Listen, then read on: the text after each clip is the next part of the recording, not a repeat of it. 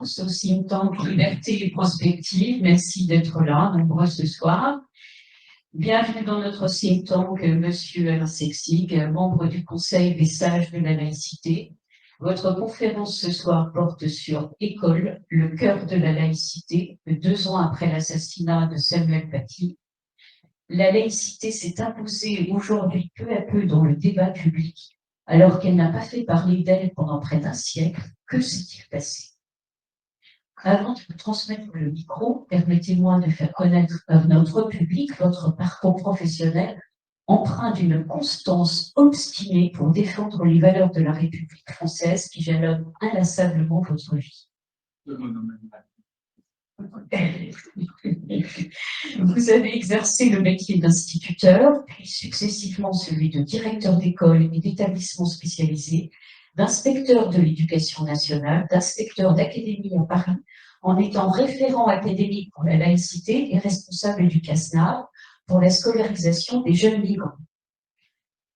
En 1989, après la première affaire de voile dans un collège de l'Oise, vous étiez chargé des questions scolaires au Fonds d'action sociale pour les travailleurs immigrés et leurs familles auprès du ministre Claude Évin. L'inspection générale vous a associé à la rédaction d'un rapport sur la politique scolaire de l'intégration. Après ces remarquables années où vous placez l'humain au cœur de vos préoccupations avec une énergie déployée égale à la force de vos convictions, Jack Lang, alors ministre de l'Éducation nationale, vous nomme conseiller dans son cabinet. C'est à ce moment-là que vous initiez la réflexion de créer un type d'internat dit d'excellence, tout à fait original, ayant vocation à accueillir des élèves défavorisés. Le premier de ce genre à Sourdin a vu le jour en 2018, une réussite à tous les niveaux pour réduire l'absentéisme des élèves, les isoler de leur milieu social et familial entravant les apprentissages, leur redonner le goût d'apprendre dans un lieu serein où les valeurs républicaines sont mises en pratique. Sitôt nommé, Jean-Michel Blanquer a annoncé vouloir des établissements de ce genre dans toutes les régions de France. Quel honneur vous a-t-il fait?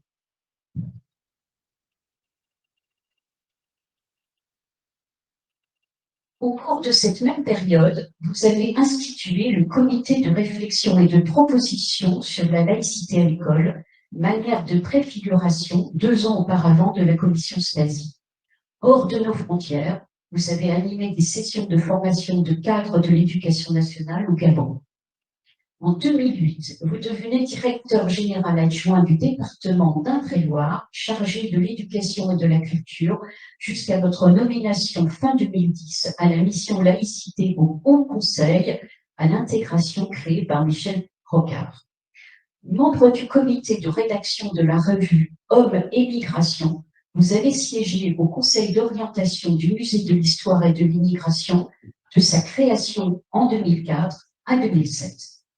On ne compte plus vos interventions à la radio, sur les plateaux de télévision, vos très nombreuses publications, articles et livres dont certains sont préfacés par vos amis Robert et Elisabeth Badinter, votre participation à la rédaction de la Charte de la laïcité à l'école, également co-auteur dans les territoires perdus de la République et l'école face à l'obscurantisme religieux qui a rendu public le rapport Aubin, occulté 2 années durant par les ministres successifs. Vous avez été vice-président du comité Laïcité République qui a pour devise « La laïcité n'est pas une opinion, c'est la liberté d'en avoir une ». Depuis janvier 2018, vous êtes secrétaire général du Conseil des sages de la laïcité, dont la présidente est Madame Dominique Schnapper, illustre sociologue. Ce conseil, créé par le ministre Jean-Michel Blanquer, réunit 18 intellectuels choisis pour la qualité de leurs travaux et leur engagement pour défendre la laïcité. Malgré l'énergie que vous avez déployée toute votre vie et les moyens considérables mis en place depuis cette récente prise de conscience collective, le ministère de l'Éducation nationale a recensé 720 signalements d'atteinte à la laïcité en octobre 2022. Nombre qui sous-estime en réalité, qui sous-estime la réalité. Du jamais vu. Toutes les enquêtes montrent que les jeunes sont de plus en plus nombreux à rejeter la laïcité, que les générations précédentes, et parmi cette jeunesse, les jeunes musulmans sont surreprésentés. Pour ces derniers, la laïcité est le principe qui interdit d'afficher sa religion à l'école et qui donc éloigne de Dieu. En outre, le quart des lycéens, ne condamnant pas totalement les auteurs des attentats de 2015, nous interroge. Pour que la laïcité puisse continuer à mettre en sécurité la liberté de l'élève, formule d'Abdenour Pidar, un autre sage du Conseil, et pour nous aider à réfléchir sur ce sujet d'actualité, je vous laisse la parole, monsieur l'inspecteur Ronan. Merci beaucoup, cher Bénédicte. Ce que ne savent pas nos auditeurs, c'est que nous travaillons ensemble. À ces questions au ministère de l'Éducation nationale, donc c'est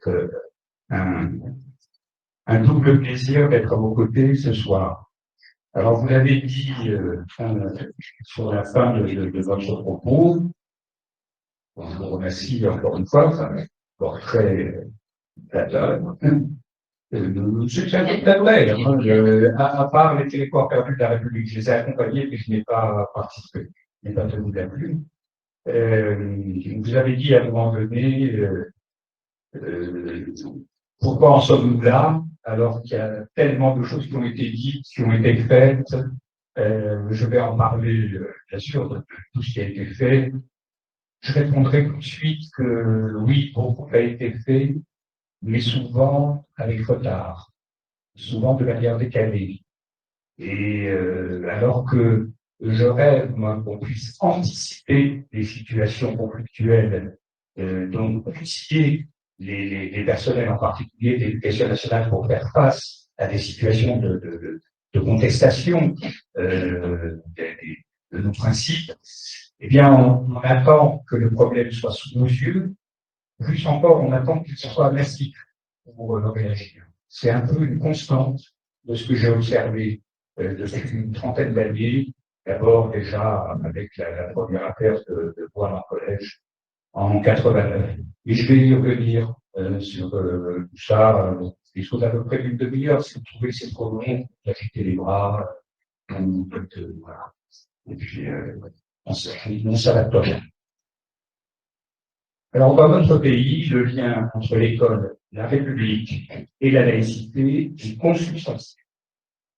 Dès les années 80, 1880, les lois Ferry et Goblet assurent le caractère laïque des programmes d'enseignement et des personnels qui les servent. Ça veut dire que 20 ans avant la République, plus de 20 ans même, avant la loi de 1905, donc on s'apprête à fêter l'anniversaire, le 9 décembre prochain, donc un peu plus de 20 ans avant la République, l'école de la République est laïque. C'est la loi de séparation des églises et de l'État du 9 décembre 1905 qui va consacrer la laïcité, même si le terme apparaît que timidement, il n'apparaît d'ailleurs pas dans la loi à cette époque-là. Alors même si le Vatican rompt dès juillet 1904 les relations diplomatiques avec la France pour ne les reprendre que 15 ans plus tard, cédant ainsi l'acceptation de la République laïque, nous avons vécu plusieurs décennies d'application sans trop de heurts de ce principe de concorde. La laïcité est établie, bien que expliquée et assumée en particulier dans l'institution scolaire. Les circulaires de 1936 et 1937 de Jean Zay, donc le ministre du Front populaire, le ministre de l'Instruction publique et des Beaux-Arts, se souviendra, il a été organisé, comme on dit, voici peu, se souviendra qu'il a créé, par exemple, en étant ministre des Beaux-Arts, le festival local. Mais il est connu aussi pour le grand ministre de l'Éducation nationale, de l'Instruction publique, disions-nous à cette époque, de la France. Et en 1936-37, il publie des circulaires extrêmement clairs sur le sujet. Je cite, « Tout a été fait dans ces dernières années pour mettre à la portée de ceux qui s'en montrent dignes les moyens de s'élever intellectuellement. Il convient qu'une expérience d'un si puissant intérêt social se développe dans la sérénité. Ceux qui voudraient la troubler n'ont pas leur place dans les écoles, qui doivent rester l'asile inviolable où les querelles des hommes ne pénètrent pas. Vous connaissez cette dernière phrase. Vous portez cette belle phrase d'ailleurs, mais je connais bien les circulaires. Alors, quelques mois plus tard, Jean précise, donc en 1937, à l'attention des chefs d'établissement. L'enseignement public est laïque, aucune forme de prosélytisme ne saurait être admise dans les établissements. Je vous demande d'y veiller avec une fermeté sans défaillance. Voilà des mots qu'on aurait aimé entendre au cours des 30 et même un peu plus dernières années, depuis 1989, avec l'apparition de cette nouvelle querelle de la laïcité. On pensait que les choses étaient réglées depuis longtemps. Le Vatican avait repris la relation. On a eu 50 ans, 60 ans de laïcité tranquille. Hein, de tranquille à l'école, qui n'en parlait pas. De la laïcité, nous n'en parlons jamais. Oui, dans nos conversations quotidiennes, ça allait des journaux. Ça ne faisait même plus partie, lorsque j'ai commencé comme instituteur, des programmes de formation des enseignants, alors que c'était au cœur de la formation des hussards de la République, comme les APTI. La question de la laïcité avait disparu des programmes de formation des enseignants, pour se rendre compte de ce que ça veut dire. On l'a payé par la suite, d'une certaine manière. Donc nous n'en parlions pas, c'était quelque chose qui nous paraissait réglé, quand, en 1989, apparaît ce signe que nous ne connaissions pratiquement pas. On ne savait même pas nommer réellement au départ. On disait foulard, fiche, certains s'exerçaient à des jeux de mots, ce fiche foulard, foulard islamique, foulard dit islamique. Et puis, par la suite, la dénomination que nous donnaient les islamistes eux-mêmes, il faut bien reconnaître que l'offensive que les deux-là, sur fond de révolution communiste en Iran, eh bien, le cadre qui s'est imposé, c'est le voile. Nous avons au Conseil des sages une personnalité, Khaled Benchir, qui est par ailleurs président de la Fondation de l'Islam de France. Et lui, il n'aime pas qu'on dise voile islamique, parce qu'il dit c'est une manière d'induire l'idée que c'est une recommandation absolue, que c'est un commandement de l'islam. Or, il n'en est rien. Il faut parler soit du voile dit islamique, soit du voile islamiste. C'est comme ça que lui-même en parle dans un certain nombre de ses ouvrages. Alors, en 1989, nouvelle querelle de la laïcité, avec l'apparition de ceci dans un collège de l'Oise, le collège Gabriel Lavalès. Alors, ici, la moyenne d'âge, tout le monde se souvient de cet épisode. Tout le monde en parlait. C'est un peu comme la père Dreyfus, hein, ils s'en ont parlé. Moi, j'ai le souvenir, je ne sais pas, mais moi, j'essayais dès le départ, on était tous un peu bousculés, ça ne vous connaissez pas. Mais dès le départ, j'étais tenté par la fermeté. Parce que tout simplement, il me disait, ce seraient des élèves qui viendraient faire la vie de communion à l'école, on le refuserait. D'autres tiendraient en portant des grandes croix, des kippas, on le refuserait. Et là, il y avait une espèce de mauvaise conscience qui agitait les esprits, qui faisait que l'on se disait, mais allez, que les musulmans, c'est différent. Et puis, il y avait une espèce de culpabilité post-coloniale aussi qui devait jouer. C'était, par définition, des enfants de travailleurs immigrés. C'était, beaucoup étaient encore des années après 68 à la recherche du prolétariat perdu. On pensait les retrouver dans la figure du travailleur immigré, de leurs enfants. Enfin, tout ça faisait que l'esprit était brouillé. On n'avait pas les idées claires.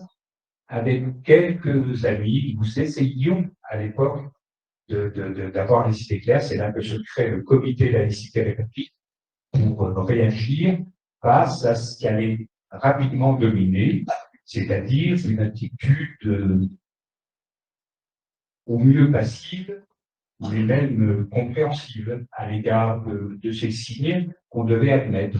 Le ministre de l'Éducation nationale de l'époque, Lionel Jospin, dit dans une même phrase: il faut tout faire pour que ces jeunes filles ôtent leur voile, mais si on n'y parvient pas, si on ne les convainc pas, il faut qu'elles restent dans l'établissement, parce que le plus important, c'est qu'elles soient toujours élèves. Donc, allez comprendre ce que vous devez faire à travers ça.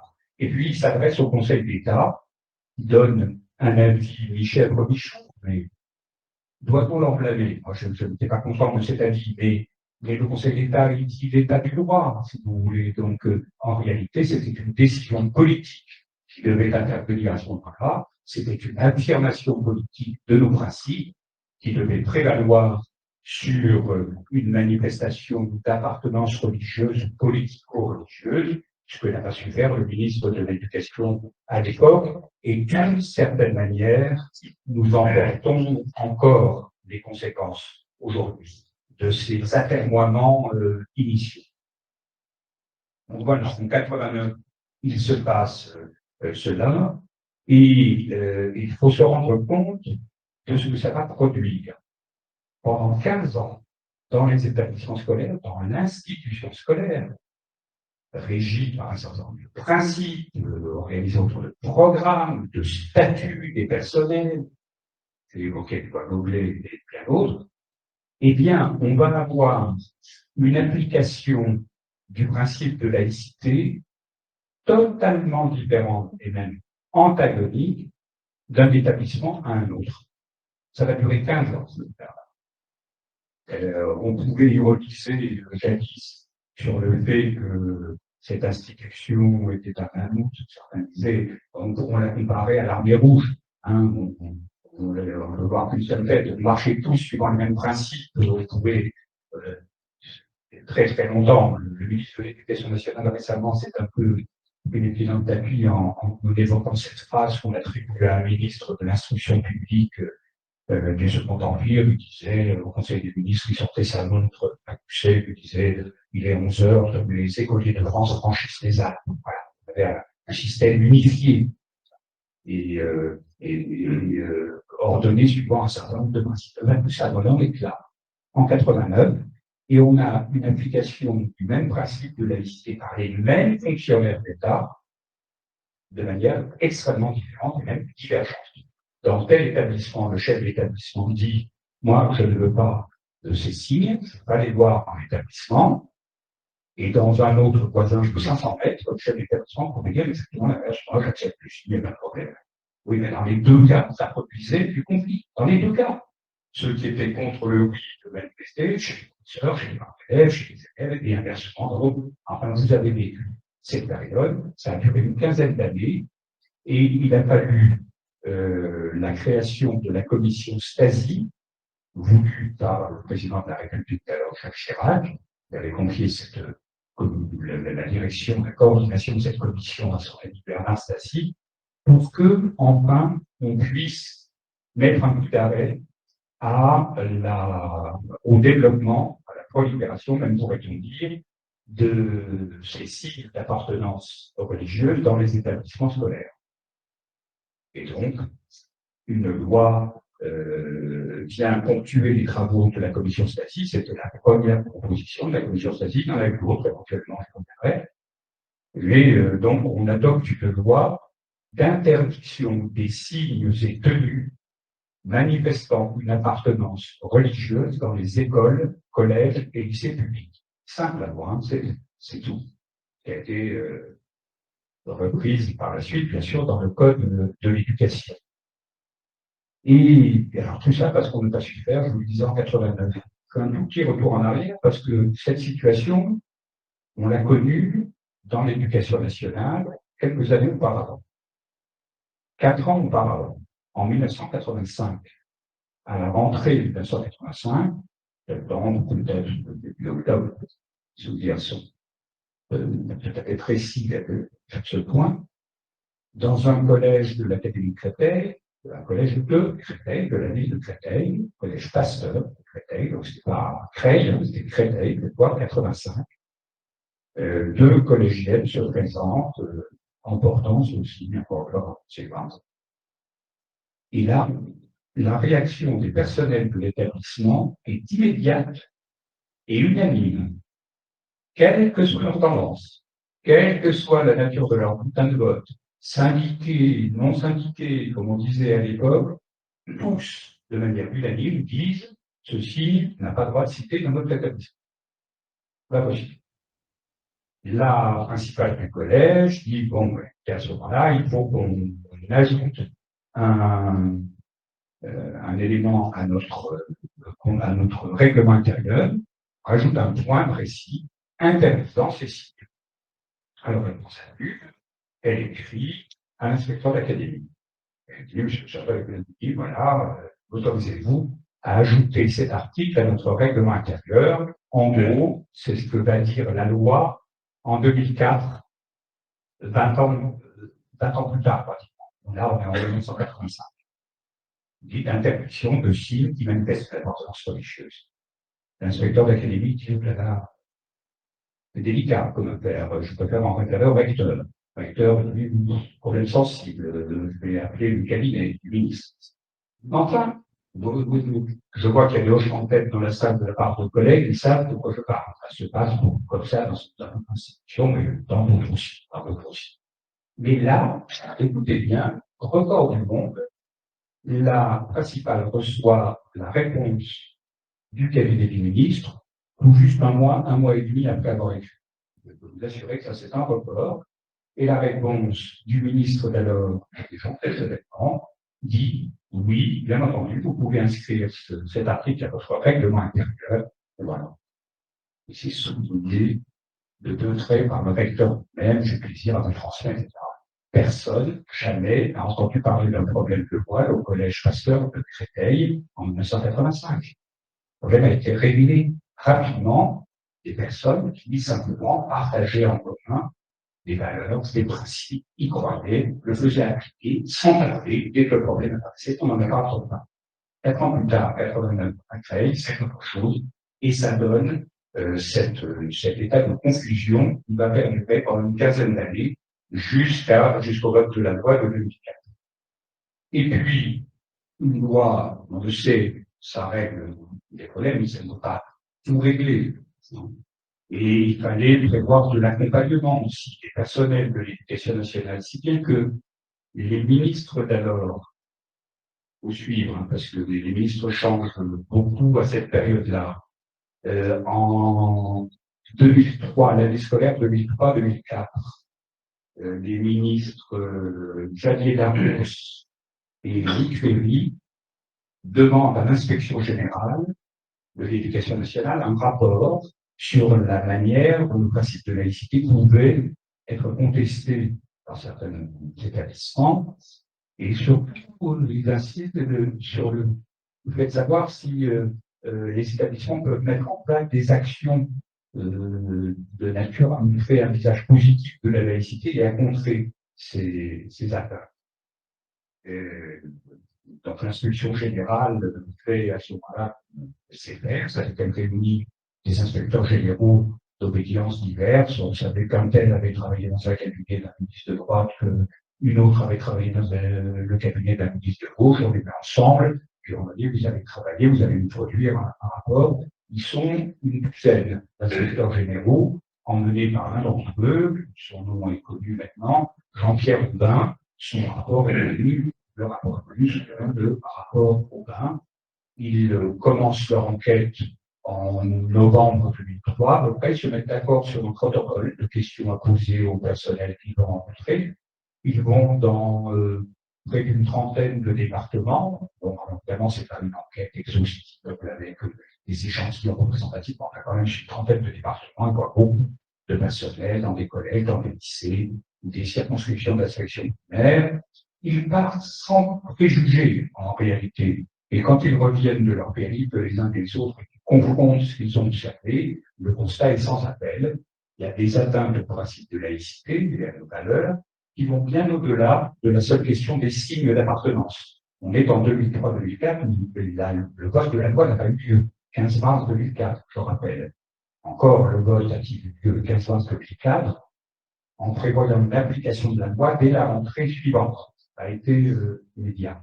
Donc, au cours de l'année 2003-2004, pendant leur visite d'établissement, les inspecteurs généraux viennent rendre rencontre des lycéennes essentiellement qui portaient des signes d'appartenance religieuse sur lesquels il s'agissait du voile islamique, précisément, mais ils constatent aussi que les contestations vont bien au-delà et touchent en particulier au contenu d'enseignement. Donc, on conteste un certain nombre de points précis, des programmes, de sciences de la vie et de la terre, l'évolution, on refuse de tout ce qui a trait à, donc récemment encore, une classe avait refusé un cours sur la puberté. Hein, il peut y avoir quelques schémas, quelques images, non, surtout on ne peut pas voir. Mais dès ce moment-là, 2003-2004, on a des élèves qui, par exemple, se bouchent les oreilles dans le cours de musique, ferment les yeux et se bouchent les oreilles quand le professeur projette lui et le regard. On ne veut pas entendre parler de la Shoah, on le refuse. On conteste un cours sur Voltaire, parce que ça peut se produire, c'est pas des classes de troisième, quatrième, c'est en terminale, en rapport. On assiste à ce genre de phénomène qui, évidemment, heurte les inspecteurs généraux qui inspectent, et tout ça est concilié dans le rapport Aubin, qui on relève, et Aubin en particulier, qui s'était chargé de l'Académie de Lyon, relève que dans un certain nombre d'établissements, on assiste au départ, je pense même qu'il emploie le terme de fuite, d'élèves de confession juive qui ne peuvent pas rester dans des établissements pour qu'ils sont la cible d'attaques, d'agressions de la part, y compris de leurs camarades, et que les chefs d'établissement, les professeurs, s'avèrent incapables de les protéger d'elles. Un de ses principaux collèges, depuis il y a un livre, Bernard Ravet, il est en retraite maintenant, explique dans son livre que lui-même avait dû suggérer à des parents de confession juive, des parents élèves, d'enlever leur enfant pour le placer dans un établissement privé. Et j'étais à une fois, j'étais principal d'un collège public où je voulais accueillir tout le monde, mais je leur rendais compte que ça devenait trop difficile pour eux. Tout ça est concilié dans le rapport 20, qui se termine parfois par la présentation d'un certain nombre de bonnes réactions, disons, de bonnes réactions, de bonnes formules trouvées dans un certain nombre d'établissements, de personnes qui savent faire face. Par exemple, un des sujets évoqués aussi tient à la vie scolaire, à la cantine. Ce sont des choses, il faut savoir, il y a des revendications qui s'organisent autour de la cantine, de la part d'élèves, de la part de familles, des pressions qui sont organisées. On conserve des places de nature confessionnelle, et le rapport Aubin nous dit que certains ont cédé à la tentation. On a les propos rapportés d'un chef d'établissement et de son gestionnaire, en attendant, qui dit, bon, c'est pas grave, j'ai tout le monde à la fin de la ça satisfait les uns et pour les autres, c'est une économie. Qu'est-ce que c'est que ça? Si vous servez de la viande de nature confessionnelle dans un établissement, vous agissez contre le principe de laïcité, qui est une attitude parfaitement anti-laïque, vous financez indirectement un culte à travers l'achat de viande consacrée rituellement, et ça contrevient à l'article 2 de la Constitution qui dit que la République reconnaît le support de salariés aucun culte. Donc voilà, tout ça est dit dans le rapport Aubin, et étonnamment, ce rapport demandé par les deux ministres que j'ai cités, remis à un autre ministre qui est arrivé à ce moment-là, qui était François Fillon, qui avait été ministre de l'Éducation nationale. Que peut nous être simple, c'est qu'il ne me semblait pas du tout passionné par le sujet. Il y a d'autant plus simplement que j'ai eu l'occasion de le rencontrer à plusieurs reprises, et son directeur de cabinet aussi, n'avait pas l'air d'être passionné par le sujet. Moi, j'étais de manière très simple, très immédiate, où j'étais content d'arriver au ministère de l'Éducation nationale, parce que j'avais une très forte image, une très belle image de Philippe Seguin. j'ai beaucoup Philippe Seguin, j'avais eu l'occasion de travailler avec lui lorsque je travaillais, on l'a dit tout à l'heure, au Fonds d'action sociale pour les travailleurs individuels en famille. Il avait été ministre des Affaires sociales, donc j'avais eu plusieurs réunions avec lui, j'avais beaucoup apprécié. Et François Fillon, qui semblait s'inscrire dans le sillage de Seguin, c'est bien, c'est très bon pour nous, ça me révèle. Bizarrement, il a déçu à ce poste. Et quand le rapport Aubin lui a été remis, son premier réflexe a été de le placer sur son étagère. Je ne sais pas, en tous les cas, il n'en a rien fait. Et nous étions un certain nombre à lui dire, mais un rapport d'inspection générale, ça appartient au ministre. On le fait pour le ministre. Donc c'est au ministre de décider ce qu'il en fait. Il peut le rendre public, il peut ne pas le rendre public. Donc nous, ça ne nous choque pas, c'est de décider de ne pas le rendre public. Mais vu qu'à la matière du rapport, vous devez en faire quelque chose. Vous devez en faire quelque chose. Vous ne pouvez pas laisser ça comme ça. C'est pas un rapport sur l'apprentissage de la culture environnementale, hein, quand même. Ce qui se joue, c'est notre communauté de destin dans la nation.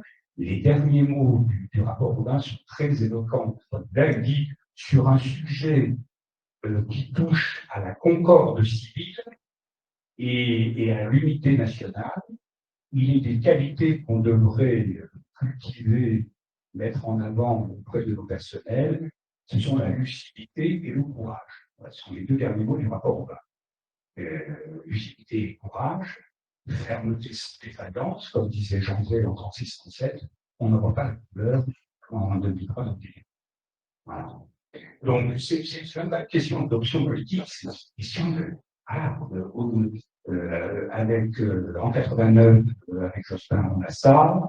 Quand le rapport Aubin est remis, on est frileux, on n'ose pas. Il a fallu vraiment l'usure de notre côté. Vous avez raison, ce point de vue-là, de dire que c'est pour ça que j'ai dit parce que vous m'avez d'un certain nombre d'amis pour que le rapport Aubin soit publié.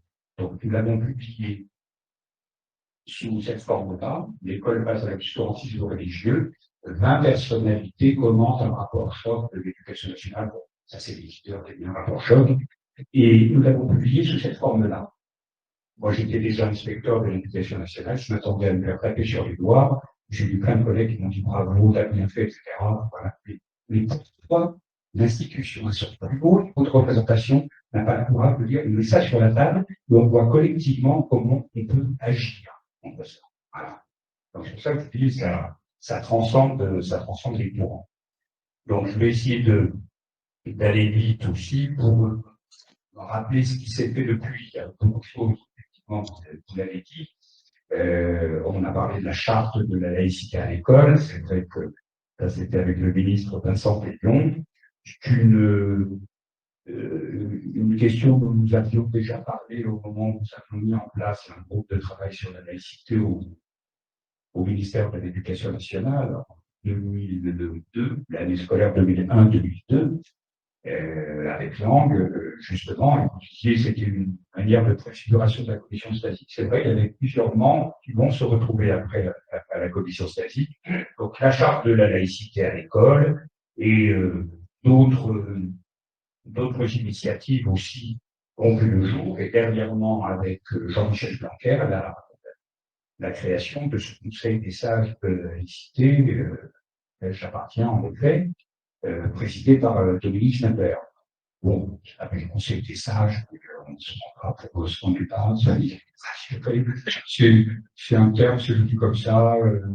Jean-Michel Blanquer faisait une conférence de presse, un journaliste lui dit, mais alors vous êtes très porté sur les questions de laïcité, que comptez-vous faire sur ce sujet? Il a répondu, et Blanquer a répondu, je vais interrompre, je pense que je vais mettre en place un conseil de sages.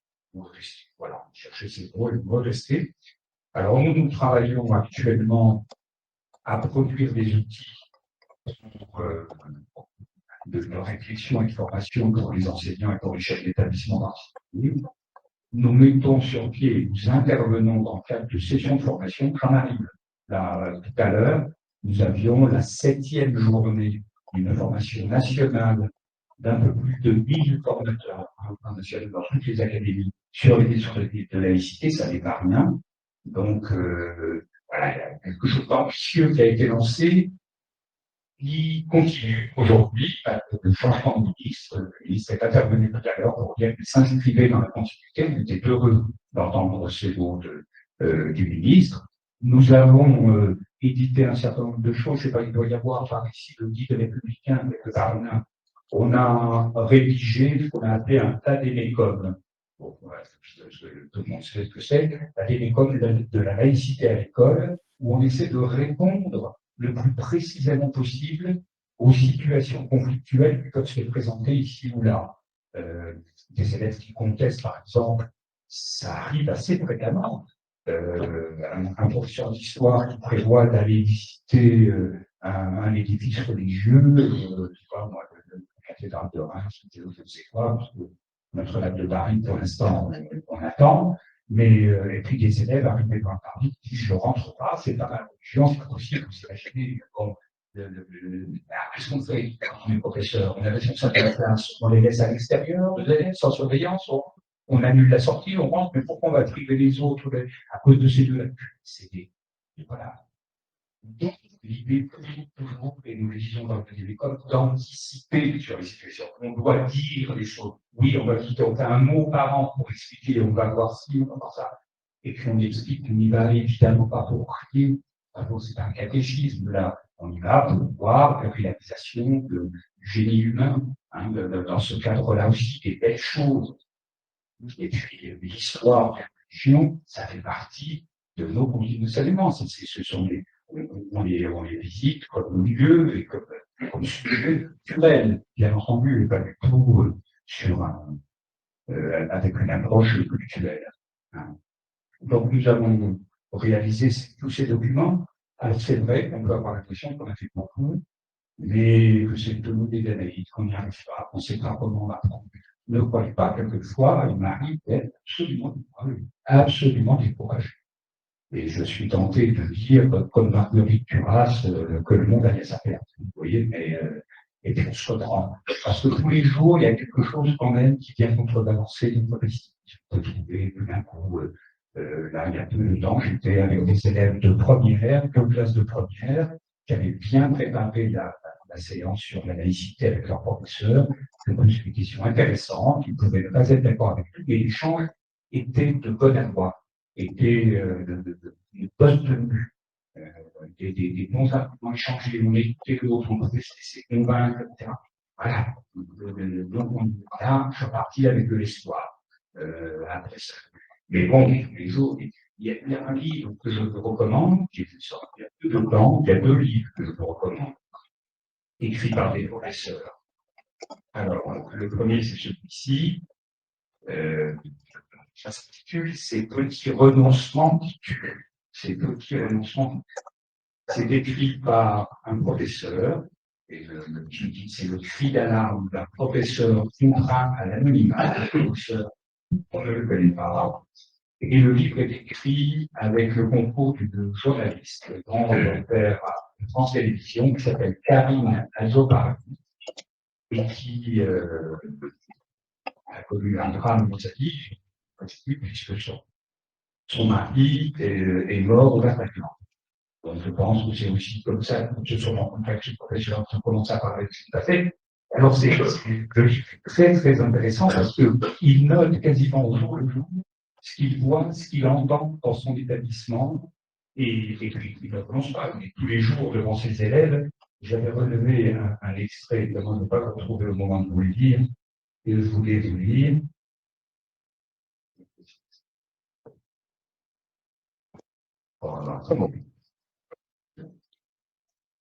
Oh.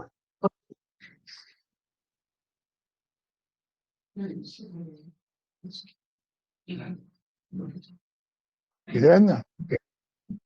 Il dit ceci, il dit en tant que professeur, ça c'est terrible parce que c'est une pierre dans le jardin de notre institution, notre ministère.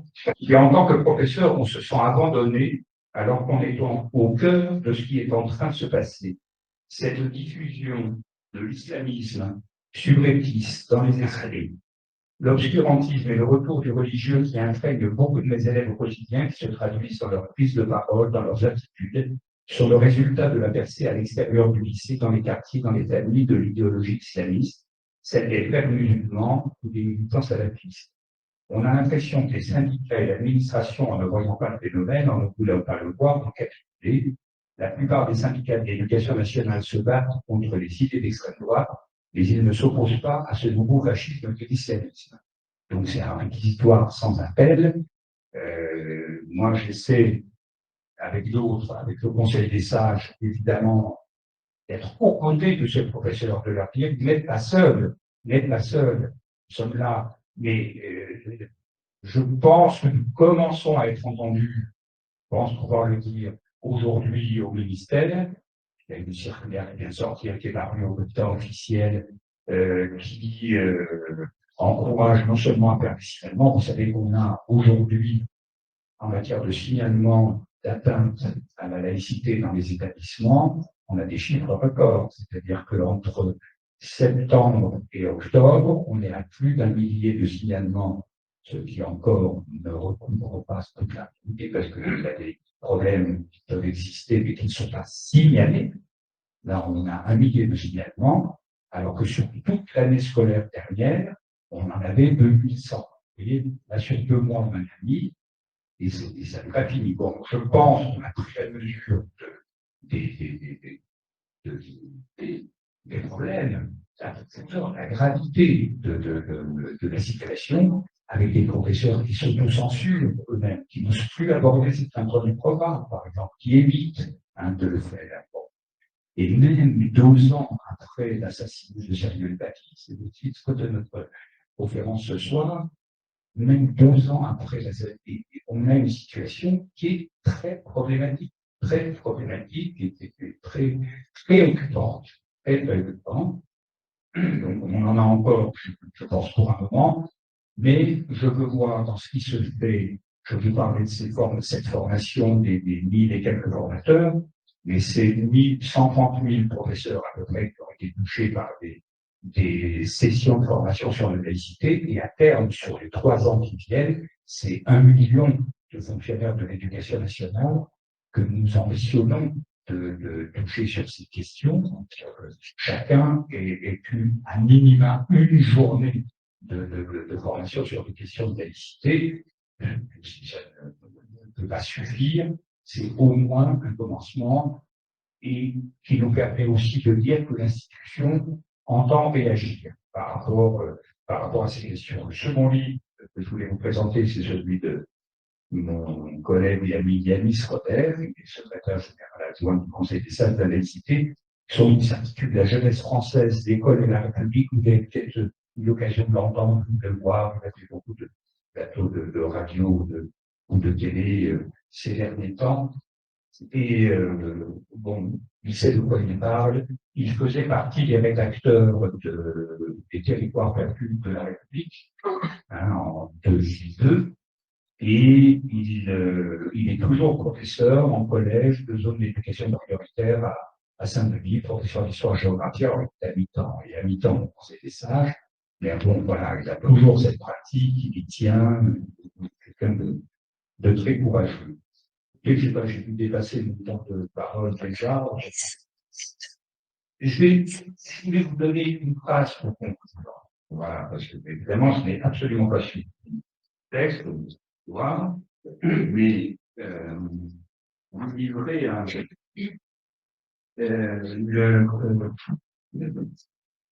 J'avais lu un article de l'écrivain israélien Amos Oz en septembre 2003, c'était 12 ans après le 11 septembre. Son texte s'intitulait L'antidote à la paranoïa. Et j'avais relevé cette phrase, ces 2 phrases. Je le trouve très fort, personnellement. Il manque aux modérés la force de la conviction. Ils ne sont pas saisis de la même ferveur que les fanatiques religieux lorsqu'ils défendent leur cause. Les modérés, aujourd'hui, ne doivent plus craindre de s'enflammer. Ceux qui connaissent l'alliance de la modération et de la détermination méritent d'avoir le monde en héritage, et ce, parce qu'ils n'auront jamais lancé ni croisade, ni djihad pour sa possession. Les modérés ne doivent plus craindre de s'enflammer. Voilà, si on devait retenir quelque chose, c'est ça, je pense, parce que le combat est encore devant nous. Merci.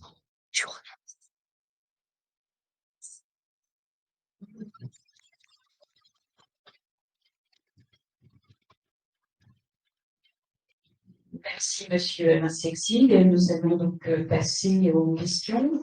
Dans votre exposé, vous n'avez pas parlé aussi d'un autre problème que nous subissons par les réseaux sociaux notamment, c'est l'influence anglo-saxonne. Est-ce que vous pouvez nous expliquer la différence entre la société anglo-saxonne et la nôtre, et qui ne reconnaît pas évidemment cette société anglo-saxonne, la laïcité, et qui finalement deviennent nos ennemis sur ce sujet-là? Alors effectivement, on n'a pas exactement la même conception, et par exemple, la place de la religion est beaucoup plus forte. On sait que le président des États-Unis jure très serment sur la Bible, etc., le dollar, le mutuel, etc. Enfin bon, on sait très bien que le rapport n'est pas le même et qu'il y a une conception de l'appartenance religieuse dans le monde anglo-saxon comme élément constitutif entier de la personnalité, comme si toute la personnalité d'un individu pouvait se reconnaître dans son appartenance religieuse. Nous avons une autre conception. C'est notre amie Catherine Kinsler, qui est membre du Conseil des sages aussi, philosophe, qui explique l'importance de ce qu'elle appelle la respiration laïque. Nous avons à l'école, c'est un temps de respiration laïque qui nous permet de laisser un peu à l'extérieur, de nous délester de tout ce dont nous sommes chargés depuis notre naissance, pour être ouverts à la connaissance d'autres mondes, d'autres manières de penser, etc. Il ne veut pas dire qu'on abandonne tout ce qui nous a constitué jusque-là. On le retrouve en sortant de l'école après, elle parle de ce temps de respiration laïque. Là, je disais, je sors d'une formation, nous avons invité le philosophe Pierre-Henri Taboignot, qui est, je ne sais pas si vous le connaissez, mais il anime en particulier en Sorbonne, il est professeur en Sorbonne, un diplôme universitaire sur les questions de laïcité, c'est vraiment quelque chose de très intéressant. Et il a employé l'image pour évoquer la différence entre notre approche laïque de la vie en général et l'approche anglo-saxonne. Il a pris l'image du saloon. Il dit il y a les saloons où on peut trouver un petit écriteau disant si tu entres au saloon, laisse ton colt à l'entrée, abandonne ton colt à l'entrée. Puis à d'autres saloons, il y a des écriteaux qui disent si tu rentres dans ce saloon, tu peux garder ton colt, mais on te prévient, tout le monde en a un. Voilà. Donc, nous sommes plutôt du côté de se délester de son colt à l'entrée du saloon en pensant que justement l'intérêt général, on y veillera, c'est la conception un peu étatique des choses, expliquait-il tout à l'heure, qui fait que nous, on préfère cela plutôt que laisser la possibilité que tout le monde s'entretue. Alors, je ne réponds pas complètement à cette question, à votre question, mais je renvoie, ce serait trop long, à un article que nous avons fait paraître dans un ouvrage, au Conseil des sages, c'est les actes d'un cycle de conférences organisées au CNAM, intitulé République, école et laïcité. Et vous avez là un article extrêmement intéressant d'Elisabeth Zoller, qui est professeure émérite en droit public à l'Université Paris 2, Panthéon-Assas, sur la séparation du religieux et du politique, des comparaisons États-Unis-France. Hein. Et c'est tout à fait intéressant. Il y a Marc Wetzmann aussi, qui est écrivain et qui est producteur d'édition en France Culture, qui intervient sur l'universalisme et le multiculturalisme. Dans ce numéro, je suis certain de prendre des références, c'est ici. Eh bien, nous vous remercions. Nous allons nous arrêter là. Merci, Enregistrement. Monsieur Alphonsine. Merci à tous d'être venus. Merci.